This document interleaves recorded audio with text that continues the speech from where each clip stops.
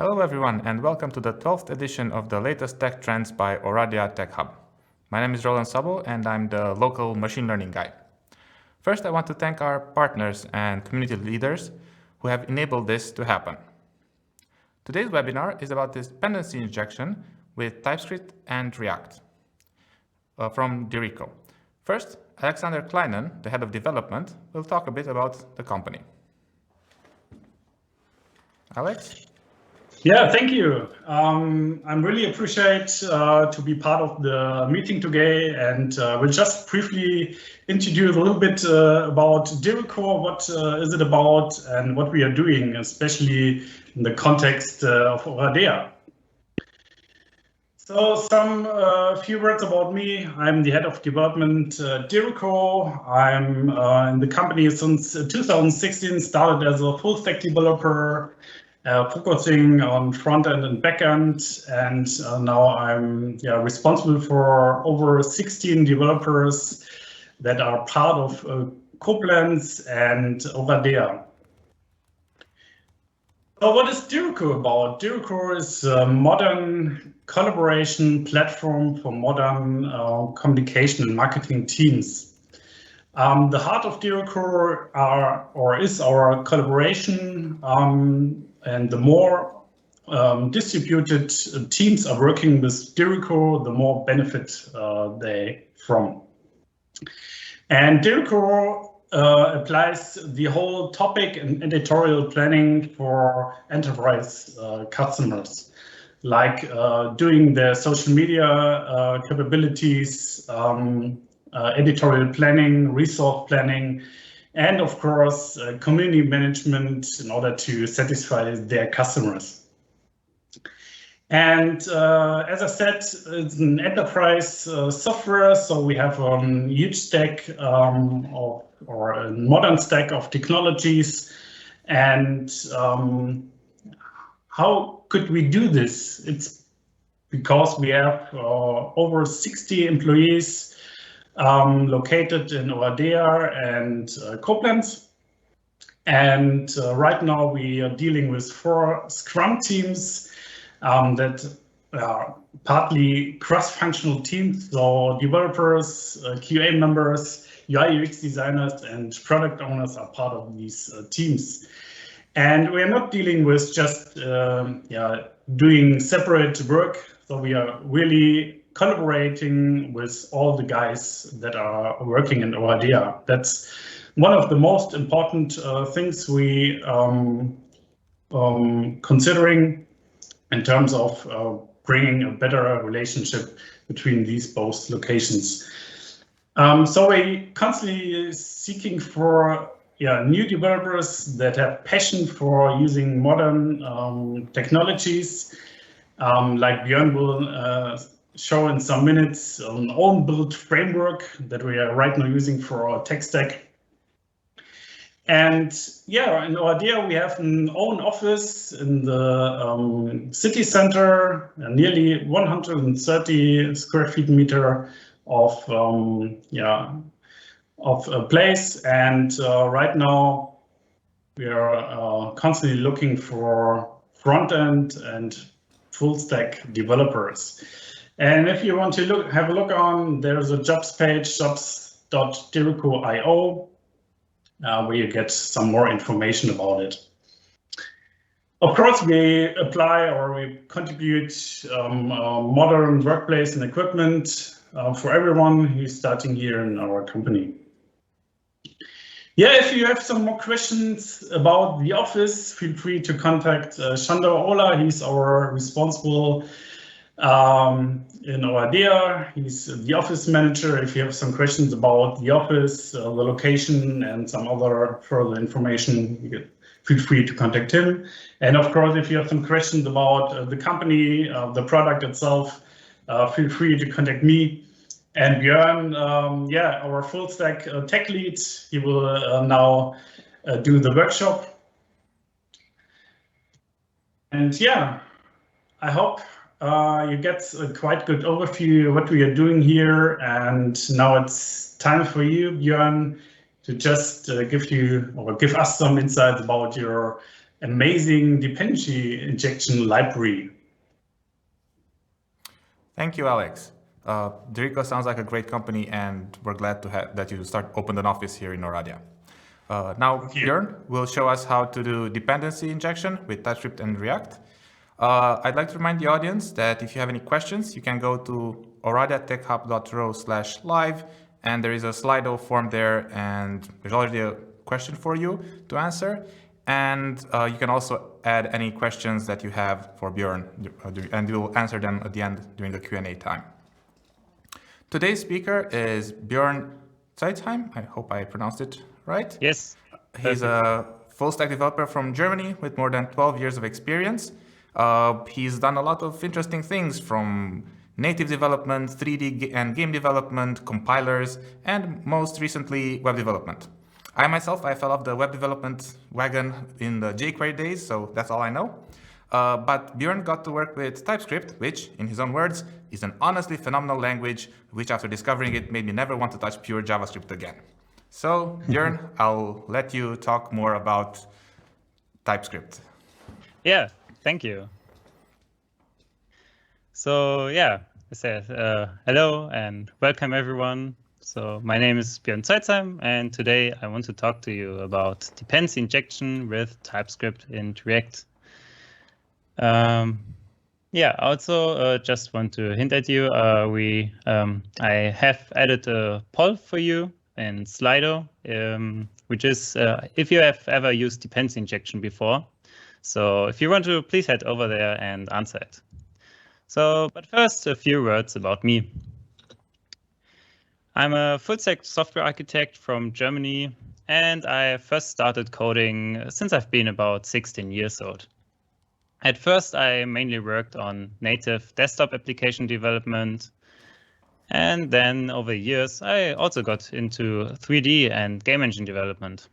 I also became very interested in compiler creation and even wrote my own compiler and execution environment in the past. So I started out with a mostly native coding experience. Also, last but not least, I've been active a bit in the modding scene.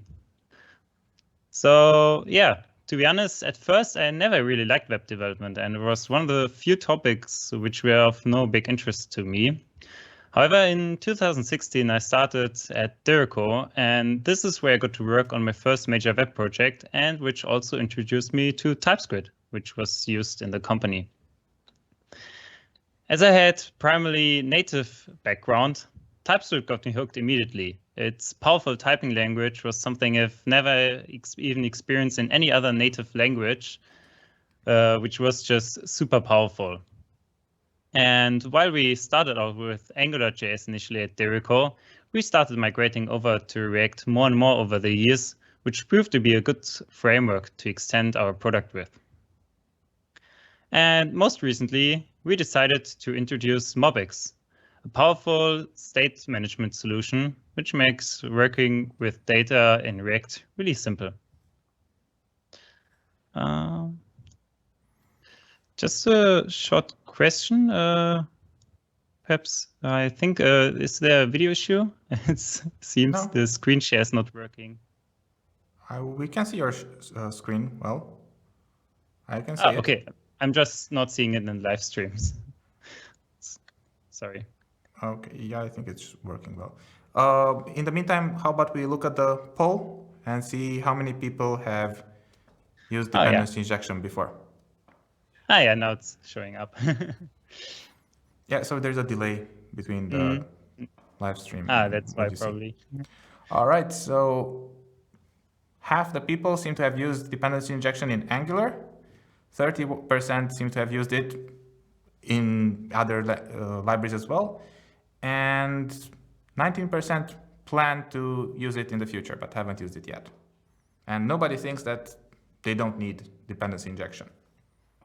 Well, that's a good result. To be honest, I have to say, in the past, I was actually one of the last group. Like, I thought, no, I don't need it. Why should I use it? And I myself didn't really understand what were the benefits of it. So think that's quite the irony that now I'm giving a talk about why dependency injection can be really awesome. So yeah. Great, let's hear it. Hmm? Let's hear it. Yeah.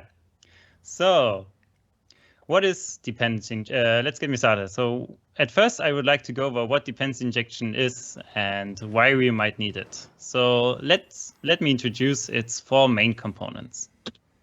First, we have services. Services are services you name the objects which are used by other components in the dependency injection environment.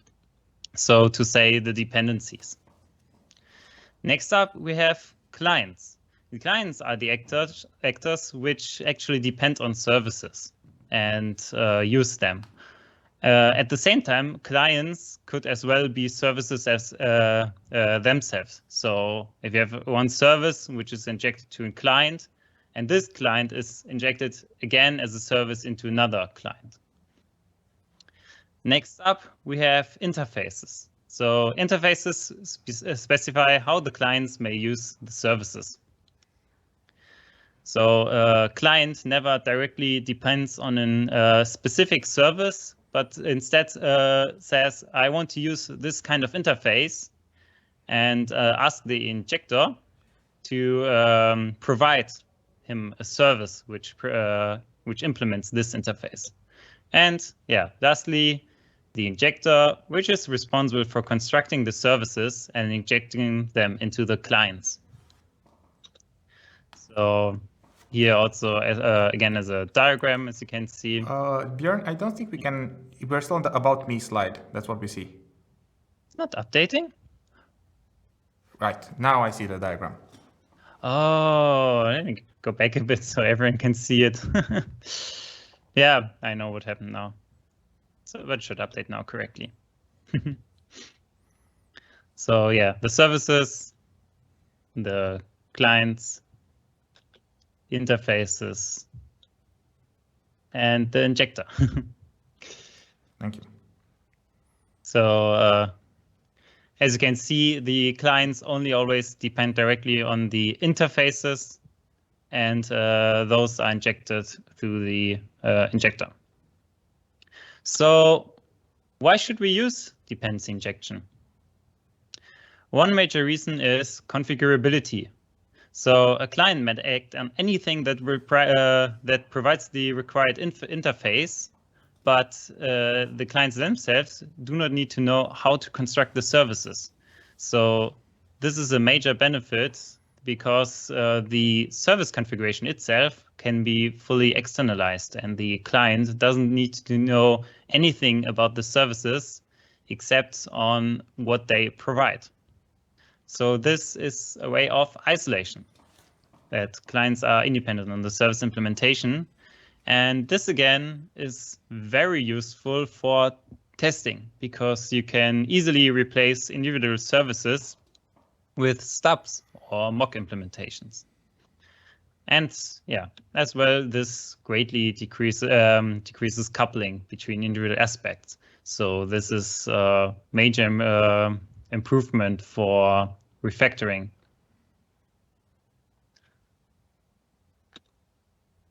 So in the concept of the library, I'm going to introduce a few terms which I'm going to use right now.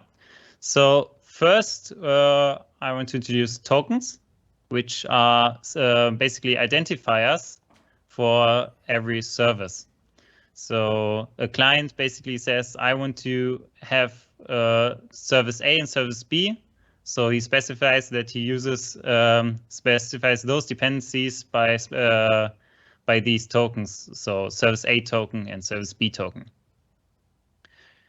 The injector, as said before, is the container which instantiates the services and provides them their dependencies. And an injector is constructed with a set of bindings. Bindings are the specifications for the injector on how to instantiate services and what their dependencies are. So with this initial introduction out of the way, let's move over to some coding. Björn is a very brave man for doing live coding during a webinar. So let's give him a virtual round of applause. Thank you. Okay, so I prepared a small repository here. And also, because these can be a bit complicated, I provided a few types initially. And yeah, so because the core of the dependency injection is actually not complicated, I'm gonna write it down in less than 100 lines. So let's get started. The first part we want to have are the tokens. So in this case, we're gonna need a function to create a token with a type T, which is the type which the so this is for Typescript, which is the type, basically the interface which the service provides. Björn, can you zoom in a bit so we can see your code better? Yes, I can zoom in a bit. Is it fine like this? A little bit more, please. Yes, that's great. Thank you. Fine like this. Thank you. So this is a token, and it's basically in here in JavaScript just a small object which contains the name and a small toString function to simplify outputting this. So in this case, tokens are really just objects which are later used in a map to identify the resources.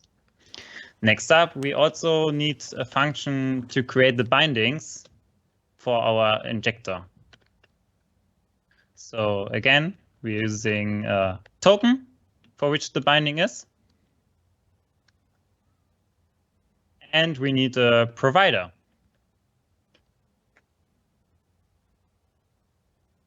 And get out, oh, this is the wrong one.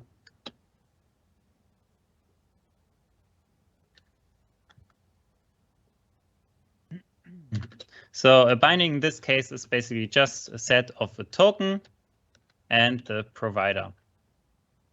So as you can see, so I switch over a bit to the types. So as we look here at the token, this is basically really just an object which has the debug name.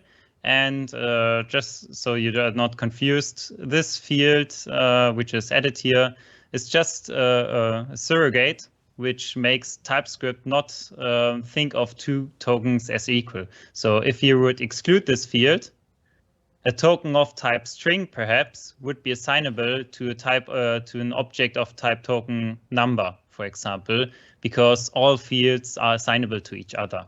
This is why we have to include this property so TypeScript knows that both types are not assignable to each other. And next up, which we use here, is the provider. So this is also just an object which provides a set of dependency tokens. So this is an array of tokens which are required for instantiating this dependency, and a get function which in turn receives the instantiated dependencies and returns a promise to with the newly constructed service. So let's get started on the actual injector. So as said before, first we need a set of bindings which you need to store. So this is a map which assigns each token to a provider.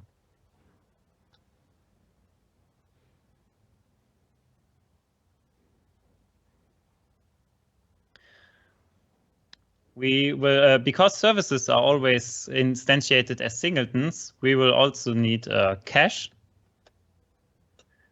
which is responsible of caching the instances which have been instantiated for certain tokens.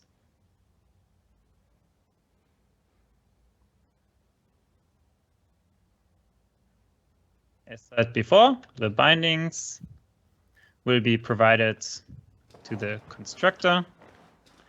And the next part, which is just for setup, I'm gonna quickly insert here. So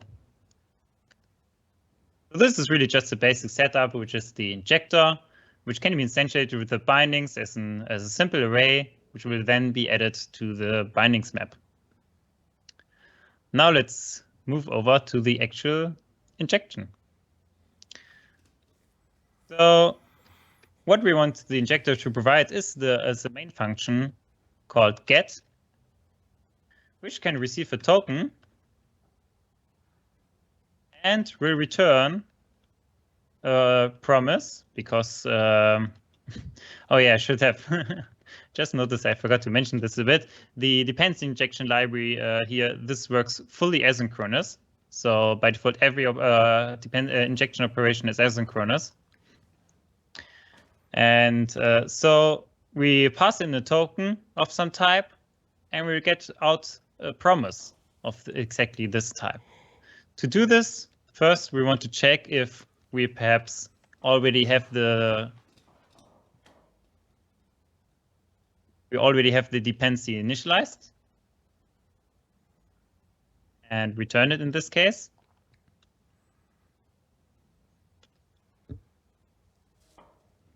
Otherwise, we need to instantiate this. So we need the promise of the instantiation. This is what the provide function will later handle. And of course, because we want to have it in the cache afterwards, we will store it in the cache.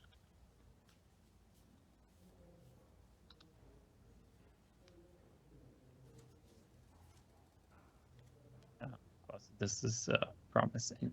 Okay. So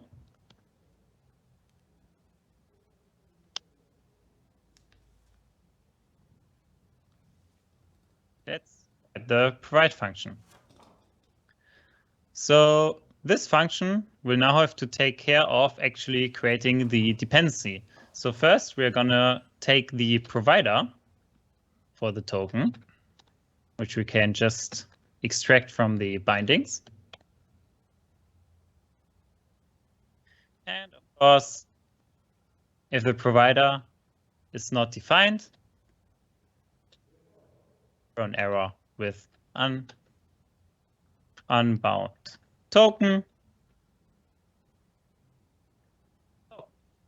And because we defined the toString function earlier for tokens, the interpolation here will easily replace the token with a readable name.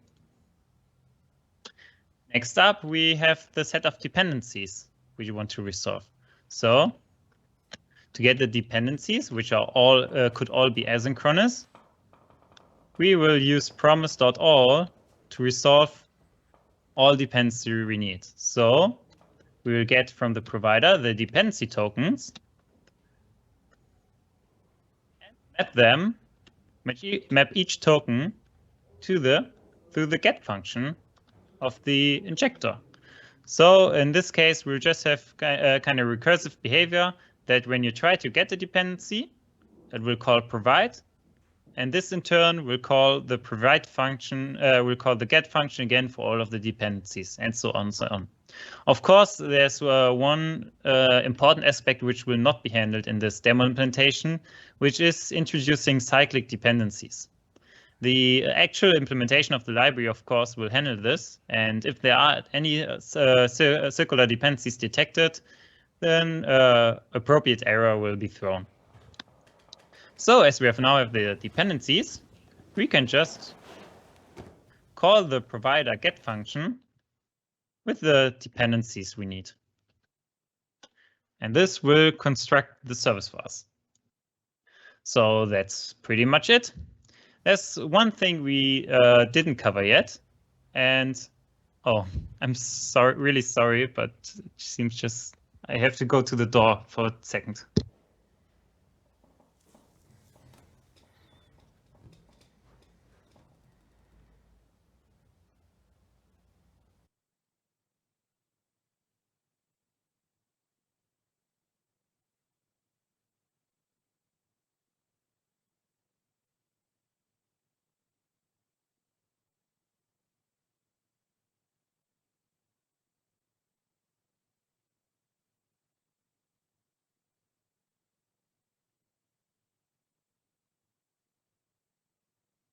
Yeah, I'm sorry for the short interruption.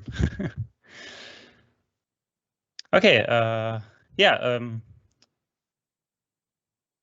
the provider. So now we covered all of the basics except the provider. The providers themselves can be of different types.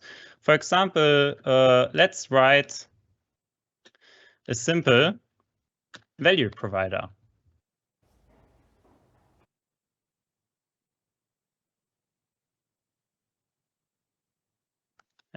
Elements.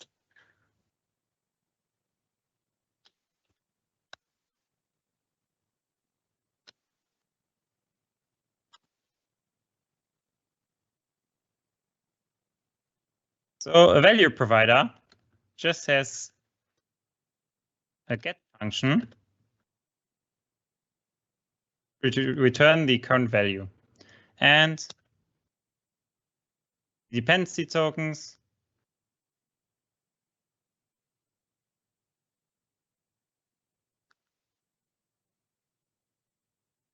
will just be an empty array. The more interesting part, perhaps, is though a class provider, which will be the most used provider we will need. So the class provider also, again, returns an instance of the type T, but it also, and now we are getting into the more advanced TypeScript types, it also needs a set of dependencies. So in this case, we have the dependencies, which are an array of parameters which will be passed the provider.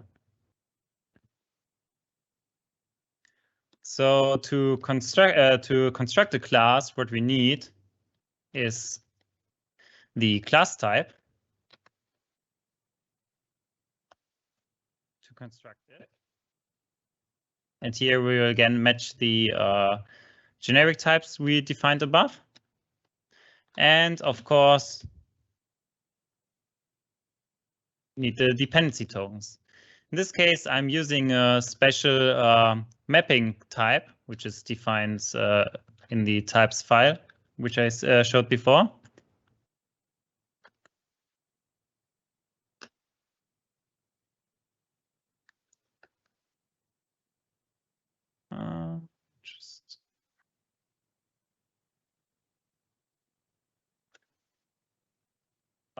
Using the wrong type. So this is a TypeScript map type, which will take in a set of an array, basically, so a tuple, and we will map each of these tuples to a token type. So instead of just passing in the dependencies as an array here, which would be this, we actually want just the tokens for this.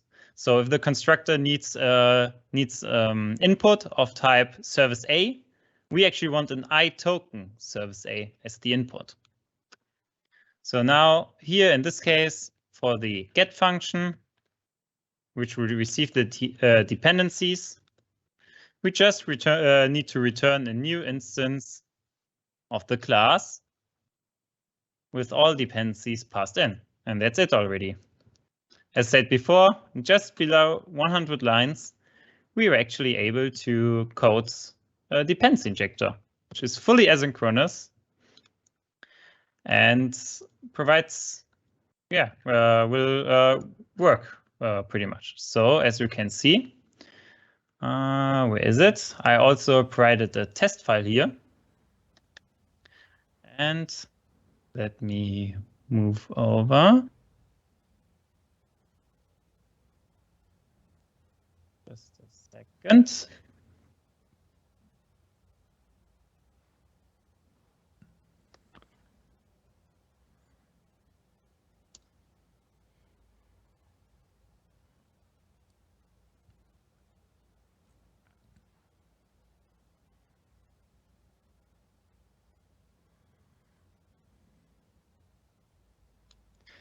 There we go.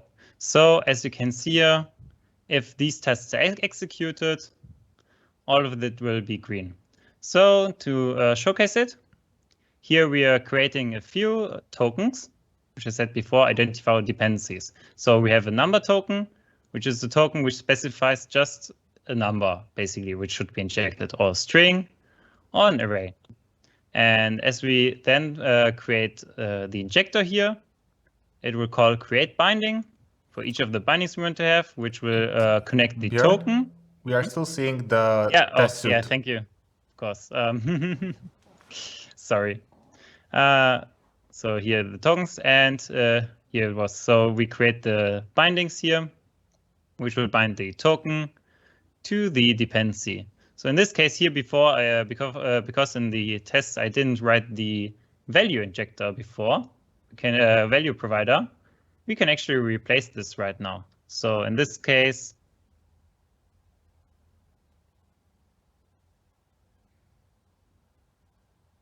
it was 5. So we can actually just provide it with the values we want to use. And in this case, well. And as you can see, the type of the token always has to match the parameter here. So if I try to create the injector with an incorrect type of the service implementation, we'll actually get a TypeScript error. So there's no chance of this failing at runtime, because the whole framework will actually check that everything works is correctly injected. And even in this case of the array, we'll say that the number array is not assignable to the string array. Of course, the same now works with the classes. So here we have 2 classes. The class A requires the string as an input, and class B requires class A as a service. So we again define both tokens, which always specify the type of input. Of course, in this case, I'm using directly the class, but usually you would go here and actually write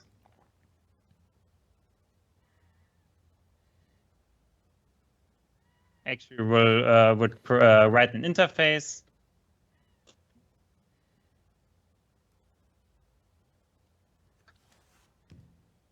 Which would specify the dependency, and this would be now used with the token. So again, we create those both the tokens. Let me take this one because it's nicer to read. We also need the string as an input for the class A. So we are defining for the class A token, the class provider with the implementation and the dependencies. And again, in this case, if I try to remove, if my dependencies do not match the constructor arguments of the class, we'll actually get an error. So here it says that we have 1 element, but 0 elements, but we actually require 1.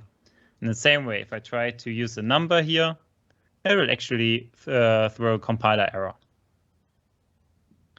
And yeah, at the end, after we create the injector, we can just call await injector.get with the dependency token we want, and the injector will return the instantiated dependency, which will be in this case of the type class B as specified, and the dependency class A, the service class A, will be correctly injected, and will be the same as if we call the injector again with class A token. So every service is a singleton.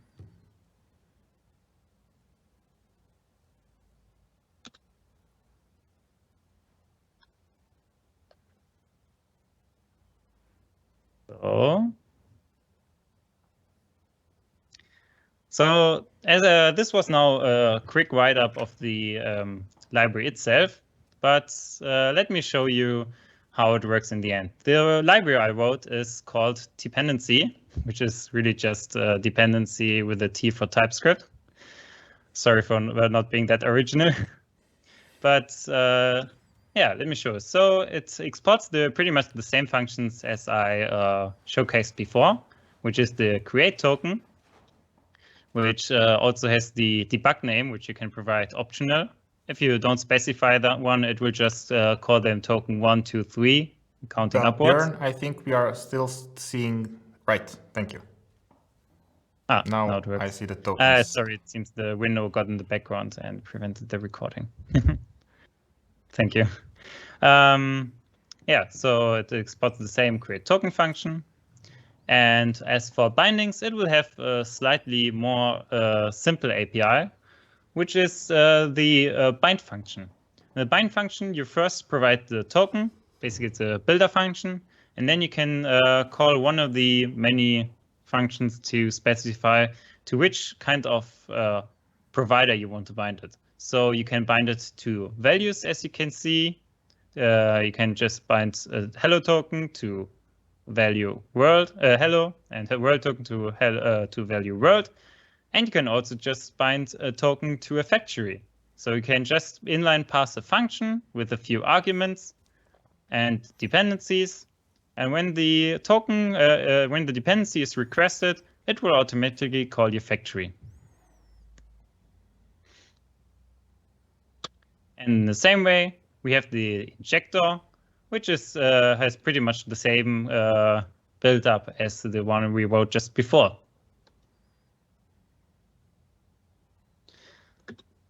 Yeah, so let's have a short break here for now, and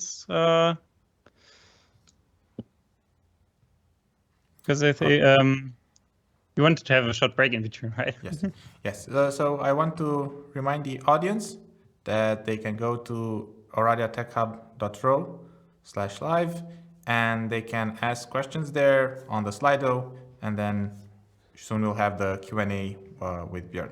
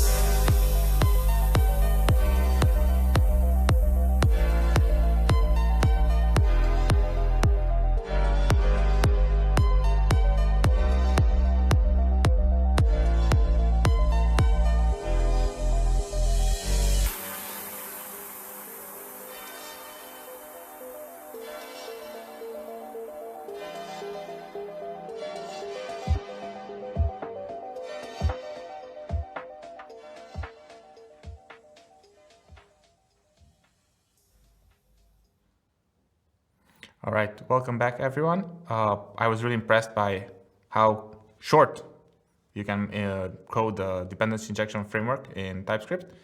So now I'll give it back to Björn so he can finish his presentation. Yeah, thank you.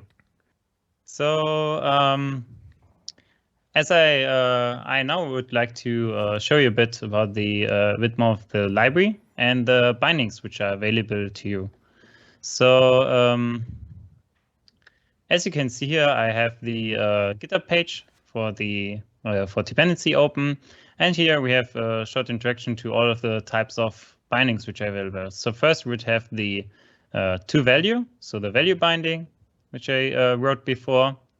Then we also have the option to bind one token to another token, so that you can do some easy aliasing. We also have the option to use toFactory to have a synchronous factory for a value. And also, because the library is fully asynchronous, we have the option to use toAsyncFactory to perhaps do some API calls or whatever, and provide an asynchronous initializer for your dependency. Then we have, of course, toClass, which I showcased before. And lastly, we have toAsyncClass, which is the same as toClass. However, you will provide not directly the class type, but instead a factory function which will return the class type. This is really useful because for code splitting in larger projects, because you can then just simply have your dependencies acting as code split points. So only when your dependency is actually required by your project, it will load the required JavaScript files and greatly shorten your application load times.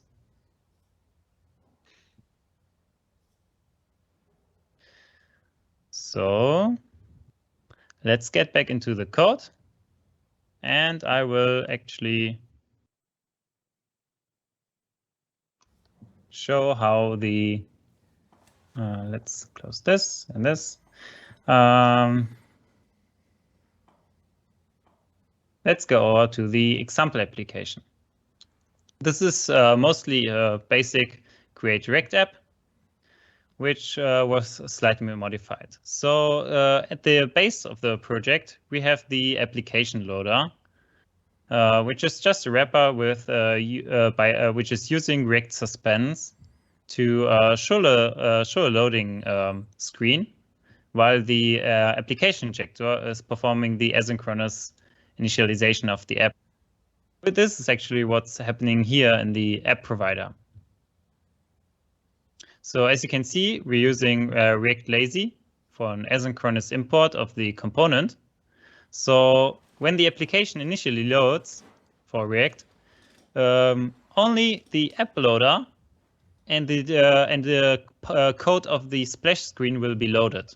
This means when the client first navigates to the page, only a minimal set of JavaScript has to be delivered to the user to show the splash screen. So there's won't be a lot of time until we can show some kind of loading spinner to, just to inform the user that something's actually happening and he doesn't get a blank page.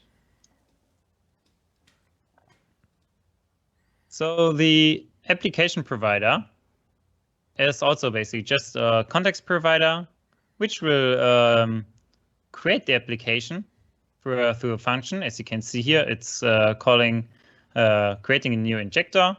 We also have a small fake delay here, and we return the injector in the context.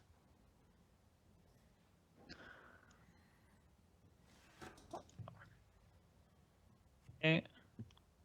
And also one of the standards we use is, as you can see here, for the application, I provided a set of tokens for dependencies. So these are completely separated always from the bindings to make sure that the code splitting correctly works.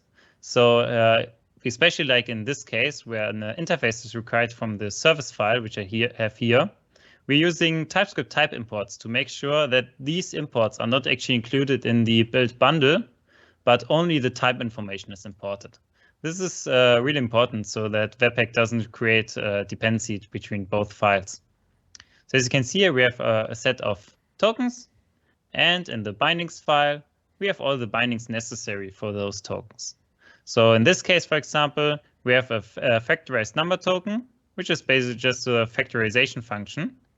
And the value it should be calculated for is also passed in as a dependency. Another one we have here is a welcome message token, which will just return a string as well, and has a factory which will pick upon initialization a random string from the set here. Well, I also have included the test for dependency, which calls a delay function just to showcase how it's working fully asynchronous and will initialize each dependency individually. So let me show this, how it works.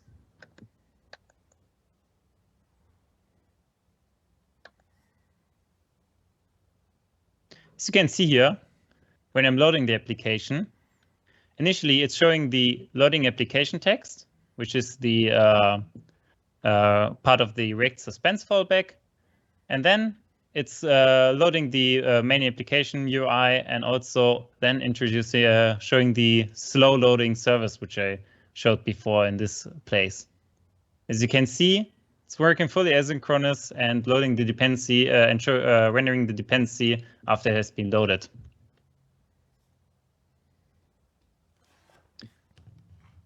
So let me show how I implemented this. In this case here, we can see the main application, and it's using the use service hook, which I added here on top. This is just a simple hook which uses the context, which we added to which we added the injector before, takes the injector and calls a utility function which dependency has added called getSuspense. This is using React suspense logic to throw a promise when the dependency is not initialized yet, or return the instance of the dependency. This makes it really simple because in this case, the whole component will be suspended, so it won't be rendered in any way until the actual dependency is actually initialized.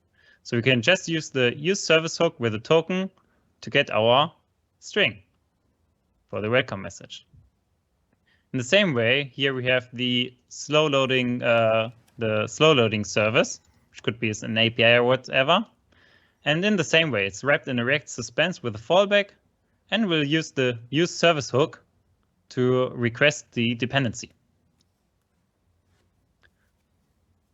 And last but not least, here in the same way, we're using the use service hook to request the API demo API service I included to fetch a random cat image from a public API. As you can, let's get to it. So here, as you can see, it's also, again, using interface to specify the type of the dependency, and then having just a simple default implementation.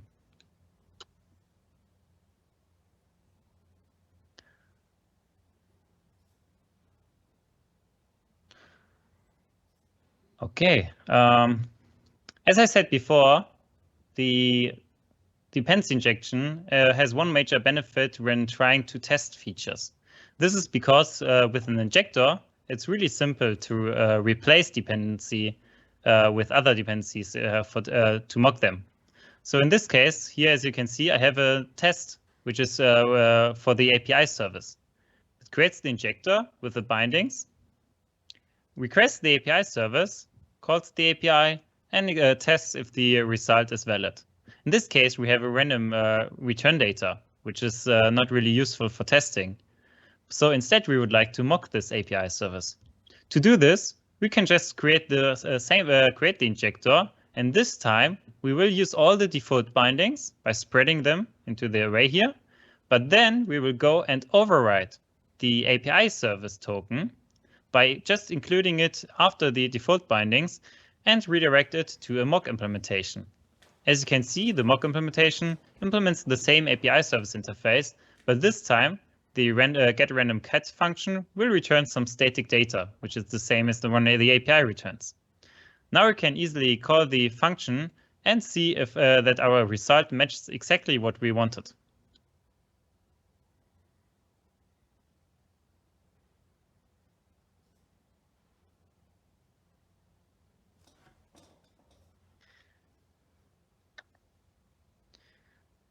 So yeah, I think that's would be most I would like to showcase, and yeah, I would be happy if you perhaps have some questions, especially regarding the code. If you want to, I can still show you more of it. If not, yeah, just feel free to ask me any questions you want. All right. Thank you, Bjorn, for that great presentation. Web development has progressed a lot since last time I worked in web development, so it's great to see all the powerful features that TypeScript has. And once again, I would like to remind people that you can ask questions for Bjorn on oradiatechhub.ro/live. And there are some questions there already, so let's take a look at them. The first one is, what do you like more, native or web development? You mentioned that you started off with native development some 10, 12 years ago. Yeah, that's actually a good question. To be honest, I think I started to like web development a bit more, just because of the possibility, or it's not necessarily web development, I would have to say, because recently, I mean, you can do code with JavaScript for pretty much any platform. It's not even, you're not restricted just the web. You can even write for IoT platforms and mobile devices. So with React Native and other libraries. So, and of course Node.js for backends. It's just that the dynamic aspect of JavaScript combined with the powerful typing language of TypeScript seems to provide me more, just more freedom when coding. And so I would have to say, yeah, it's actually the second one. So web development got me more interested now. And yeah, I'm happy with that. To elaborate on what you said, that with JavaScript you can program other platforms as well, there was at some point an NPM module for writing JavaScript that controls satellites, like the things that fly in space. So you can use JavaScript to control satellites. All right. Another question from me, actually. Last time I worked with dependency injection, it was in Java. You had a problem that you could over engineer it or over parameterize things, and then you would have a problem of understanding where a certain value would come from, because you would have 3 different implementations of a certain interface, and well, okay, for production you have it configured to come from this implementation, for development from this implementation, from test the other implementation, and when you were looking at an error, it was like hard to figure out from just looking at the function that had an error, where did a certain value come from? Is there a way, is this a problem in TypeScript? And if it is, how can you mitigate it? There is actually, let me see if I can show this. Perhaps I should, I need to check this first.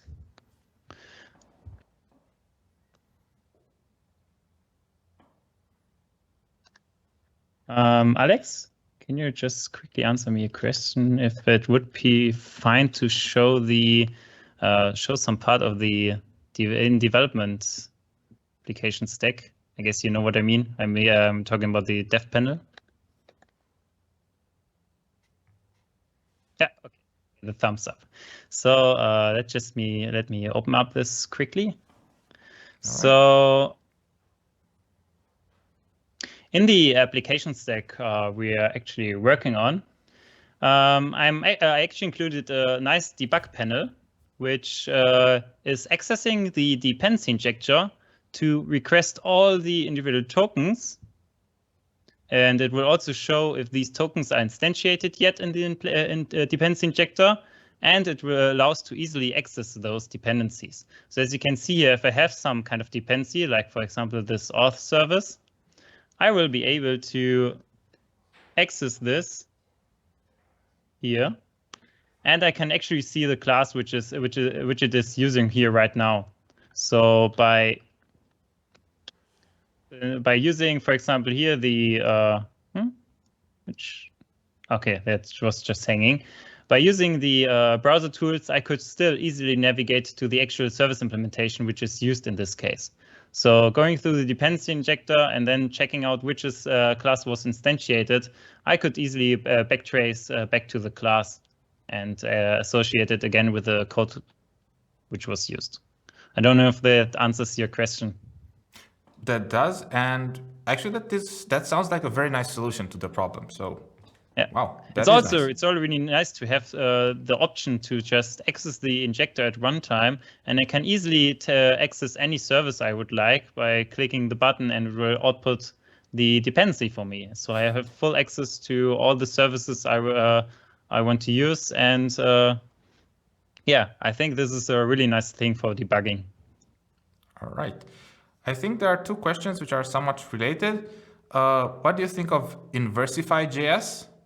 I'm not sure what it is, but from what it sounds, I'm guessing it's something like an inversion of control. Exactly, it's also a dependency injection, but it's kind of suffering from the same issue, which was kind of annoying me with many of the implementations, I think, which is, I think it's a bit difficult to use it. It doesn't provide that amount of type safety, from what I know. I'm guessing it's because it's in JavaScript, so there is no type safety there. Yeah. Okay. Yeah, it seems it actually supports TypeScript.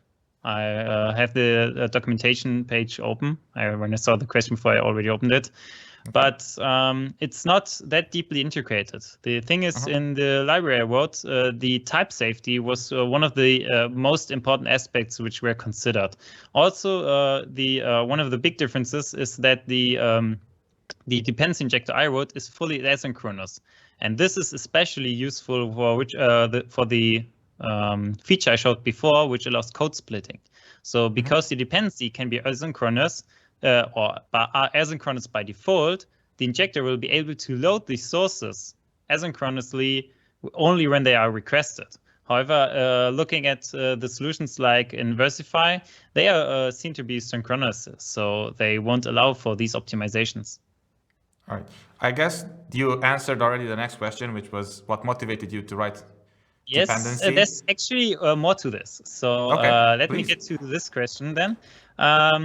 The motivation was actually a bit interesting because dependency is actually most of the basics of it. I actually forked from a library called Syringe.ts.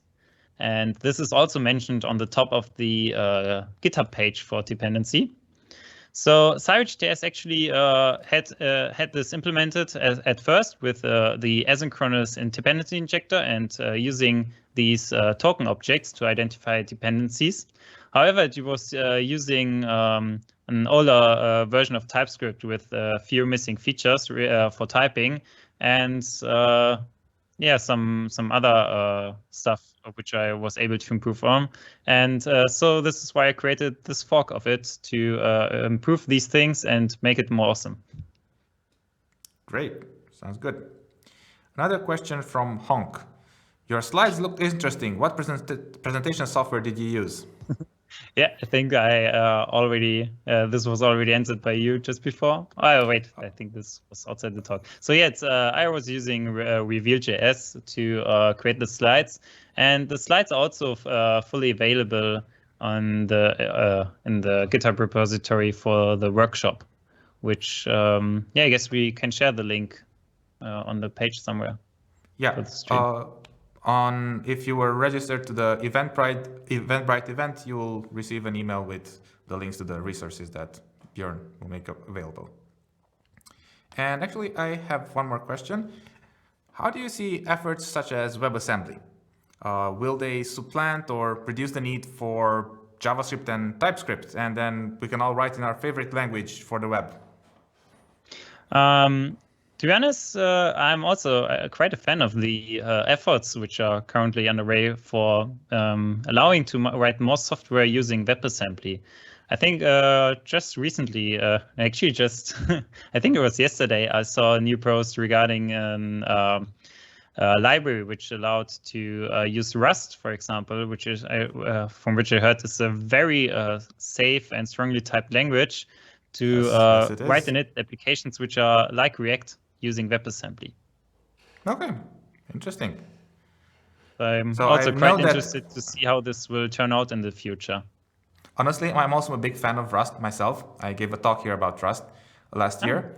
And I know it has been it's been used for WebAssembly, but I know that Rust usually has some issues with building UI toolkits, or there are some issues there regarding the ownership model, which make it a bit more inconvenient to handle GUIs, graphical interfaces. I don't know if you would, if you want to look into it, it's called YEW,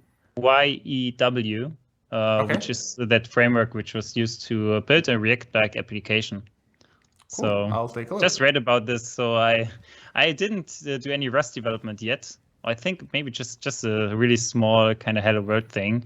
So I don't know that much about it, but I'm also interested in using it one time perhaps. I hope you can convince the management from the Reco to start coding in Rust. I don't think that will work out. But yeah. All right. I don't think there are any other questions on Slido. So thank you, Björn, for your time and for your presentation. Thank you, everyone, for your attention. And I would like to thank once again our partners and the community leaders. And a special thanks to Vision Artist Studio, who helps us with the audio-video side of things. Thank you, everyone.